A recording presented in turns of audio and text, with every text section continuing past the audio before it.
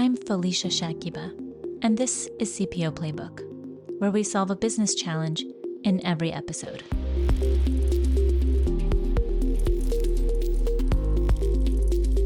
How do we best train our sales teams to leverage social media for their advantage? Of salespeople, only 31% say they use social media content for sales enablement. Yet, social media continues to be a major vehicle for finding new prospects. In fact, 54% of social browsers use social media to research products, which means social media has become an indispensable tool for businesses and ultimately sellers. It offers a unique platform for companies to engage with their target audience, build brand awareness, and foster meaningful relationships with customers. With billions of users across various platforms, social media provides businesses with unparalleled reach and the ability to tailor their marketing efforts to specific demographics. Our guest today is Tim Hughes, universally recognized as the world's leading pioneer and innovator of social selling. Tim, welcome to the show. Thank you. I'm really excited to talk to you. I am so excited to chat with you and learn more. And so my first question is, can you actually tell us about your background and how you transitioned from corporate sales to focusing on social selling? Yes, very quickly. I was in a corporate sales role and have been for 25 years. I'm a salesperson. And I was in this corporate sales role and I was selling accounting systems and I was getting bored of it. And my manager said, and this is 15 years ago, you need to get onto social media. It's changing the world. And I did, and I really enjoyed it. And I suddenly thought, do you know, I quite fancy spending my life on social media, helping people, transforming teams. And the company that I was working for very kindly laid me off. And the person who is my business partner, Adam Gray. And in the UK, being laid off is not like given a black bag and told to go away. You're actually given quite a lot of money, which enabled us to set up the business. All kinds of things happened. 2016, my first book came out. It was the first book on social selling. And we'll talk about how actually things, I was saying to my partner actually the other day, so that a lot of the things have come to me rather than me having to go out and get. And I can talk about that during the discussion that we're having. I know that you mentioned the importance of building a buyer-centric profile on social media. Yes. Could you elaborate on what that entails and why is it important to the sales cycle? Yes. So the mistake that we always make, whether we're salespeople or we're in human resources or whatever, we think it's about us. And it's not. It's about the other person. It's about the candidate. It's about the buyer. And what we need to do if we're on social media is that we need to understand what that person is thinking and what they're looking for. And so when we put ourselves out on social media, the first thing that we need to understand is that when people are looking at our profiles, they're jumping to conclusions about what you're doing. So, for example, if your LinkedIn profile is a CV, the only conclusion I can jump to is that you're looking for a job. And so what we need to do is that we need to put or create this shop window to the world. So our LinkedIn profile, there's 1 billion people on LinkedIn and they all walk past your LinkedIn profile every day. And what we want them to do is rather than say, God, it's another boring corporate profile. What we want them to do is go, that's really interesting. Do you know, I think that person could help me. And we actually have clients where buyers are walking across social media and they're saying to the salesperson, senior profile, I think you can help us. Can you do that? And then that turns into a classic sales conversation. But we've got clients that are doing multi-million-dollar deals purely by being on social media. Now, that's a transformation from typical salespeople. When you see a salesperson, there's a joke about salespeople. How do you tell a salesperson is lying? Their lips are moving. And that's the thing about salespeople. We don't like them, we don't trust them, and we know that if we talk to them, we're just going to end up as a line in the CRM system. And so what we're looking for are people that are different, that stand out. And there's a whole bunch of other things that we train and coach people in the way that search is different on social media. So how can you be found, et cetera, et cetera. But buyer-centric profile is a building block of what you need to do to be good on social. And how do you approach and maintain a wide and varied network on platforms like LinkedIn? The way that that people will find you is because they will be connected to you. So if you look at sales from a classic sales perspective, there's two ways of actually getting a sale. One is through outbound, which is where I will contact you. And the classic thing that people do, everybody will have had this on LinkedIn, is that someone will have connected to you, you accept the connection request, and then they send you a list of their products and services. That's spam. That's not what we would see as social selling. I'm going to answer your question, but I'm actually going to define what social selling is because I think it's important that people understand it. Because quite often they think social selling is selling on social, and it's not. So I'm just going to I have to read it off the wall because I don't know this off by heart. So social selling is using your presence and behavior on social media to build influence, make connections, grow relationships and trust, which lead to conversations and commercial interaction. Now, conversations are really key because conversations create sales. So what we're trying to do is create a conversation. So go back to your question about a network. Whenever we connect with somebody, what we do is we have the opportunity to have a conversation with that person because of the fact that I have a great profile. I happened to comment on one of your podcast posts. I thought that looks like an interesting podcast. I wonder if I can get on that. What I will do is I'm going to leave a comment on there, a supportive comment. You looked at that. You looked at my profile and thought, Tim Hughes looks interesting. I think you then contacted me and said, would you like to come on my podcast? So I'm sitting here based on the processes that we put in place and that we help and train and coach people. The only way that I would have found you is either to be connected to you, and I was, or to be connected to somebody that you are connected to over the LinkedIn, and if you're using other channels as well, out through social media. We call this walking digital corridors and having digital conversations. So you build a network, you see each connection as an ability to have a conversation, and we train people in the way that they have those conversations. So ultimately, you will be in a situation where somebody will turn around and say, oh, what do you do? Think of it as a networking event, but online. Yes, absolutely. But people can't, or sellers can't be on social media all day, right? They have meetings, they're meeting with other clients, they're traveling. Like, what is the recommended or suggested amount of time and that people should be spending on social media to build that, what you call influence? What does that day to day or week to week look like for them? So it's a very common question that we get. And my answer to that would normally be like 30 minutes or an hour. But I've been to customers where I'll say, so how did, you say to somebody, so how did this morning go? And they say, well, I wasted time. So what was that? So I was cold calling and I'd never get through to anybody and no one returns my calls. It's like, okay, so why are you doing that? You know it doesn't work. We know social selling works. So why didn't you invest that 3 hours in social selling? Oh, I can't do that. Why not? Why would you do something that doesn't work versus something that does? Now, all of our team, all of my team, all we do is social sell. We've never placed an ad. We've never made a cold call. We don't have an email list. So all we do is social sell. So I spend all of my time in social media. When you say 30 minutes, people say that's a long time. You go, okay, yes. But so there's a guy on LinkedIn called Simon Kemp. He creates every quarter, it's now 500 slides of the most up-to-date data on what is social media. How many people are on the internet? How many people are on social media? The average person, so there are something like there's 5 billion people on social media. 62%, that's 62% of the world's population. And the average person spends 2 hours, 23 minutes a day on social media. That 5 billion people are spending 2 hours, 23 minutes a day. Now, that's an average. So in the Philippines, they generally spend 5 hours a day on social media. Some people less. That gives you an average figure. As well as that, of course, some of that is posting pictures of your lunch or your fruit bowl or something like that. But also what 75% of the people are using it for brand research. Let's take the family to Iceland.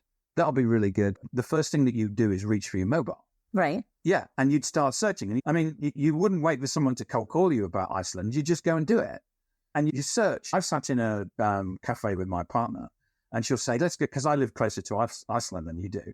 And she'll say, let's go to Iceland for the weekend. And I'll say, okay, you search for the Airbnbs. I'll search for the flights. And we're sat there talking to each other. going through our mobiles, with our mobiles doing searching. And that's how people buy today. Now, what's happening also is that we're being conditioned in the way that we buy through to business. In the UK, I live in London, so a house could be $1 million. I can go online and I can basically research $1 million house. I can go to what you'd call a real estate person. Right. And we're conditioned in that, and we're bringing that into business to business. So going out and buying $1 million accounting system and actually doing most of the buying online is seen as being normal.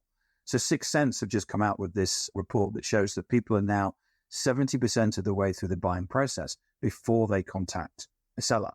And when they do contact a seller, they generally know who they're going to buy from. They've actually scored out and said, these are the products, these are the prices, these ones actually look like the right ones, or these are the wrong ones. And then they actually they call into those vendors. So actually, by the time someone actually calls you may have already won or lost the deal. And this is what people don't understand, that you need to have a position on social media because we know that our buyers are there.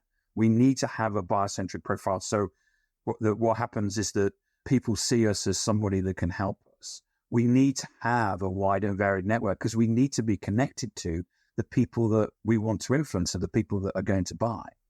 And because what we're trying to do is influence the early stage of the sale, because people are doing all of this research. And you said, oh yeah, like, of course people do it.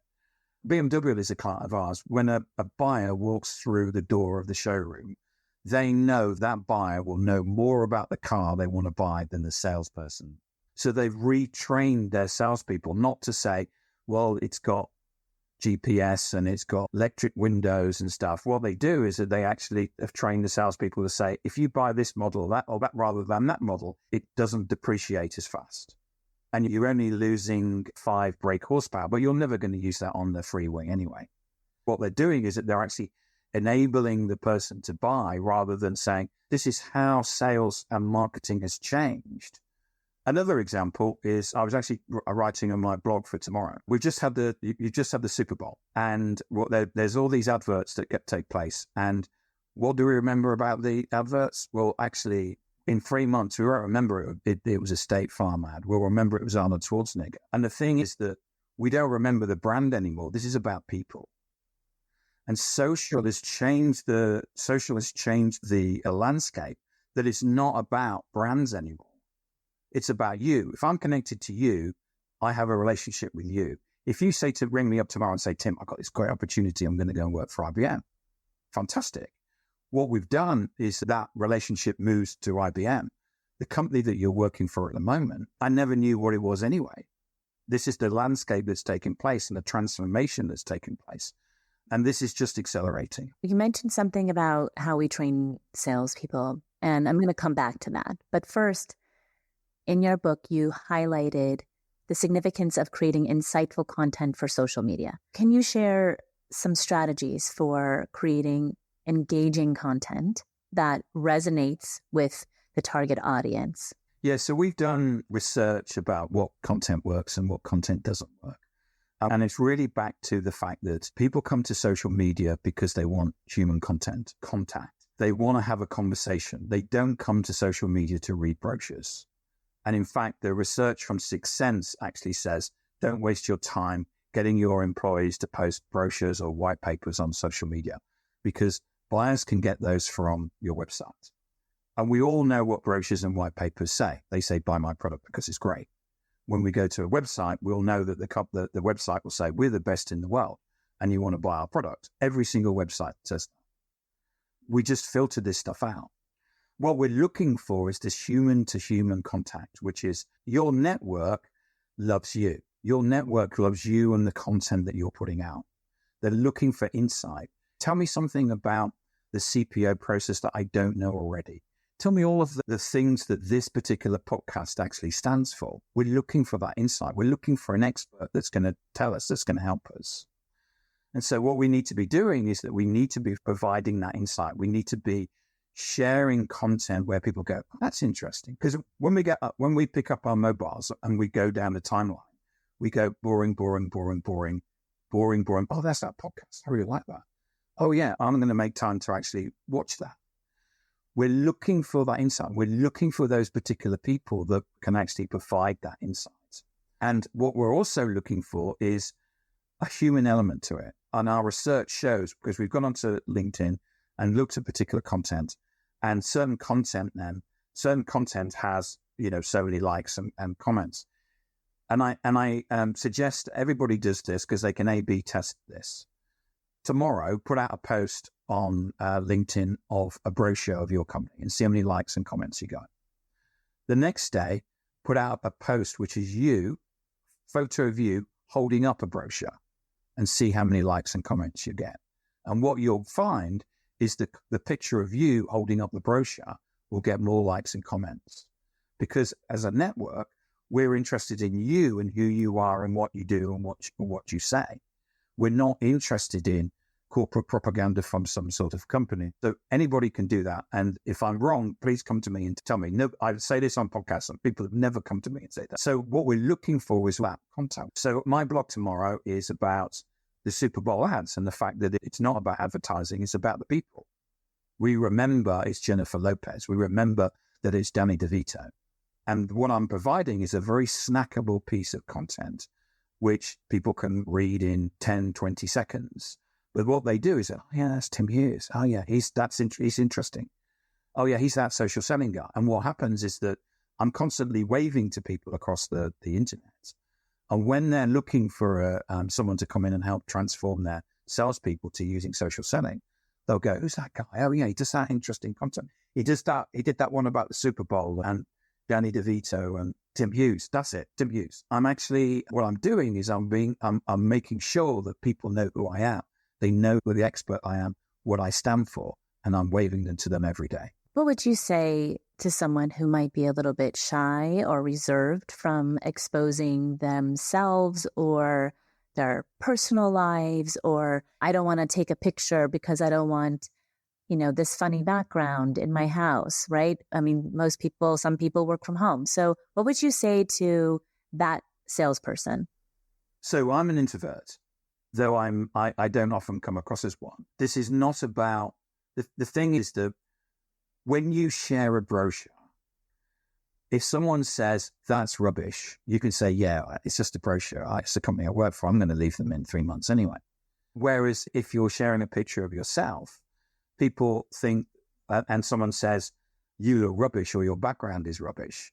Oh, well, you would be offended. The thing is that people don't do that. People know there's a kind of unwritten rule on LinkedIn that if you're sharing stuff about yourself, someone may actually say, it's interesting that you've got avocados in your fruit bowl. And that may be a comment, but they won't say, you look stupid. Nobody does that. And the other thing about social media, what you've got to remember is that you can block these people. You are in total control of who your network is and and the conversations you have. If you want to, you can report to LinkedIn as well. So what I would always recommend, especially to people that think that they're shy or they're introverted, is to try this is the place where I like to go hiking. These are the woods where we go walking. This is the place that we take the children. They really love it here. And think about those things. Or this is the baker's that I go. This is my favorite Danish pastry. Now, what you're not necessarily doing is saying that it's not something about you, but there again, it is. If you're going and saying, on Thursdays, my parents have my children, and one of the things that I do is I go out and I go and sit in the coffee shop and I buy a latte and I just sit there in silence. And what I find is it's something that really inspires me, and it just enables me to clear my head, and I'm just sitting there in the moment. That's not sharing anything private about you. It's not unprofessional. It is sharing something about you, and what you'll probably get is people coming on, yeah, I'm a mum, and that moment of silence is so important. And someone says, I prefer a flat white rather than a latte, or whatever it is. But what they're doing is, if they're commenting and liking your post, what they're showing is that they have a digital resonance with you. Wonder if we could connect. That's all it is. You're not asking for anything else. And from a sales perspective or a CPO perspective, it could be because what this is doing is that you're looking for your future employees. It's not just about sales. But what we're doing by using that content is that we're creating that connection. And that's just an idea. I mean, I can take you through lots of different, if we've got time at the end, I'll take you through another example of content. And so you're talking about employer branding. Yes. So, yeah, but employer branding quite often is seen as being, what we're going to do is we're going to buy a piece of software and we're going to take the brochures and the white papers that people aren't reading on any of the other places, and we're going to push those out. So it's still quite often employer branded is still seen as, we're going to stand on the top of the building and we're going to get a megaphone and we're going to shout out how brilliant we are. And no one's interested. It's about employer branding is about empowering the employees with guardrails to understand how they can go out onto social media, look interesting, build networks, and share content that actually people will engage with and go, that looks really interesting. So we have a client that creates desktop terminals in Cambridge in the UK. They don't spend any money on job adverts or recruitment consultants anymore. They've cut that completely from their budget because they're totally online, and people are going, that's really interesting. Oh, you do that you've got a women's group. You're doing that around diversity. That's really interesting. And what they're doing is that they're taking their culture and they're putting it online. And we all know that the employees that are going to stay the longest and probably give you the most of their time are the ones that are going to walk towards you and say, I want to come and work for you, rather than necessarily somebody that's got a CV. So what we're doing is that we're seeing this transforming not just in the sales, but right across the whole of the enterprise. Could you walk us through the process of training salespeople on how to best do this? What we're doing is that we're teaching people something new. And whenever people learn something new, they have to have time to actually think about these things. So there's new concepts about the buyer-centric profile. What does that mean? Writing in a different way, rather than writing in this business gibberish. I'm a results-orientated. We're all results-orientated. We're all highly energetic, and it's meaningless. What we want to do is that when we see someone's profile, we want to see the story of what they are. The fact that people say to me, I'm passionate about digital transformation. I say to them, so 3:00 on a Saturday afternoon, you're really passionate about digital transformation. They say, no, I'm watching the kids play football. Okay. So you're not passionate about digital transformation, are you? You're passionate about your kids playing football. And so what we do is that we teach people how to write in a way that is interesting to the buyer. We also take them through about how to grow a network that's connecting to people without spamming people. And usually at that session, we actually see them getting meetings. So even though it's a 12-week program, people think that we don't get a return on investment until 12 weeks. We actually generally get a return usually by about week 3 when we start teaching people to get the meetings. We then show people how to talk about the keywords of how they need to be found, how they can be found, how they can go out and have conversations. So how to go out onto posts and say, your podcast sounds really interesting, et cetera, starting conversations, joining conversations. And the last thing that we do is that we teach them how to create content, and everybody writes a 300-word blog. And the whole of the process is certified by the Institute of Sales Professionals, which is a sales trade body here in the UK. It's the only independently certified social selling program in the world. And given that 12-week program, what 3 things can people do or sellers do right now that will help? So the first thing is that I'm going to tell you some things, and I've already told you some things, and knowing and doing are 2 different things. So I can tell you this stuff and you're going to know it, but I can guarantee you that you won't do it. And it's important that what people do when they take away from this is the fact that they actually go and do it. So the first thing that you need to do is you need to have a buyer-centric profile. And one of the things that you can look at that is your summary title on your LinkedIn profile is the most visible thing about you on the internet.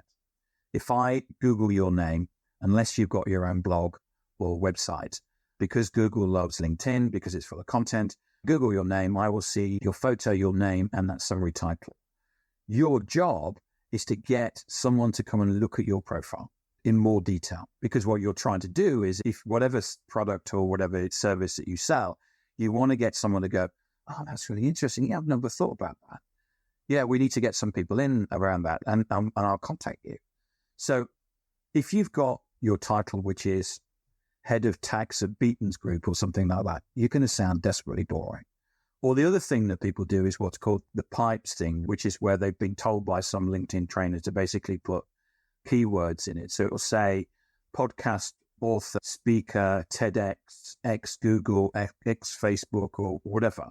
I mean, all it does is it just look for the bio, it just looks like a blur. So I would ask anybody who, if you're interested in this, come and have a look at my LinkedIn profile. I'm Timothy Hughes or Tim Hughes. Search for me and social selling as well, and you'll find me. And you'll see that I have a very different summary title than anybody else. And what is that?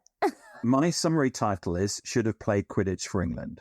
What happens when they read it, people come to me and go, wow, I had to come and look at your profile because I read your title.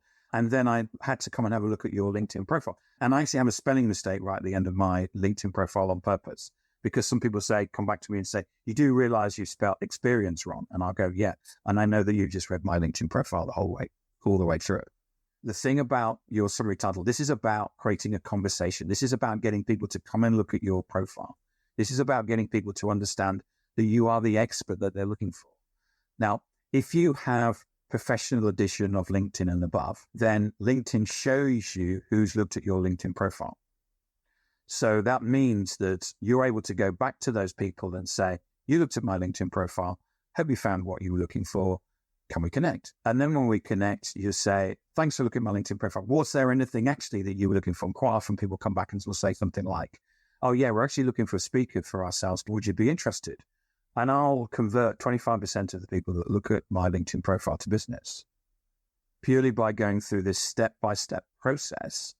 Now, your summary title needs to be your why, not your what. All LinkedIn trainers basically say it should be your what. It shouldn't be. It needs to be your why is it that you do something? Because what you're trying to do is, I get lots of people connecting to me saying, I help CEOs with their fitness. And I just go ignore, because I know what's going to happen. You're just going to pitch to me. Or I help CEOs with their accounting. And I just ignore it because I've got an accountant already. Now, they may be the best accountant in the world. I won't know that because you're trying to pitch to me. So I'll tell you about this piece of content. So this is just an idea. So person that worked for me basically put out a piece of content and they said, my wife and I, we love Led Zeppelin. And whenever on a Friday night, my wife puts on Led Zeppelin, and I know as soon as I hear it through the door of my office, it's the time that I need to finish up what I'm doing and go enjoy the family for the weekend. What's your favorite Led Zeppelin song? People would put in When the Levee Breaks and Stairway to Heaven and Whole Lot of Love and Kashmir, which is my favorite. And then on Monday, what he did was that all the people that he wasn't connected to, he basically sent them a message saying, hey, thanks for your message. Yeah, I love When the Levee Breaks. It's really brilliant. Led Zeppelin 4 is just a fantastic album. Can I connect? And all the people that he was connected to, he sent a message to saying, yeah, thanks for the message about Led Zeppelin. Yeah, I really love Misty Blue Mountain. It's a really, we clearly have a lot in common. Why don't we have a conversation and get together on a call? So what we've done is that we've used a piece of content, which is, it's not unprofessional.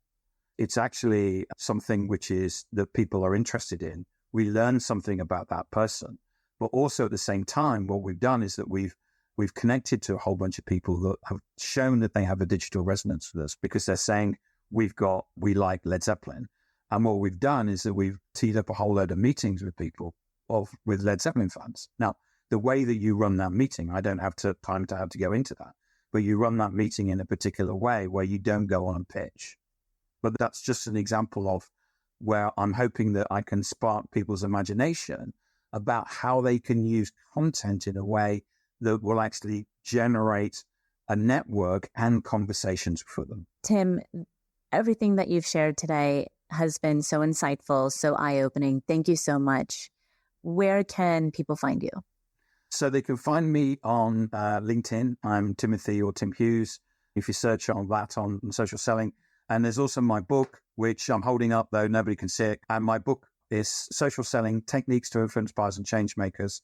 It's the second edition, the one with a yellow cover. And I completely rewrote the one from 2016. And that second edition came out in 2022. Thanks so much, Tim. Thank you. That's Tim Hughes, CEO and co-founder of DLA Ignite. If today's episode captured your interest, please consider sharing it with a friend or visit cpoplaybook.com to read the episode or learn more about leadership and talent management. We greatly appreciate your rating, review, and support as a subscriber. I'm Felicia Shakiba. See you next Wednesday, and thanks for listening.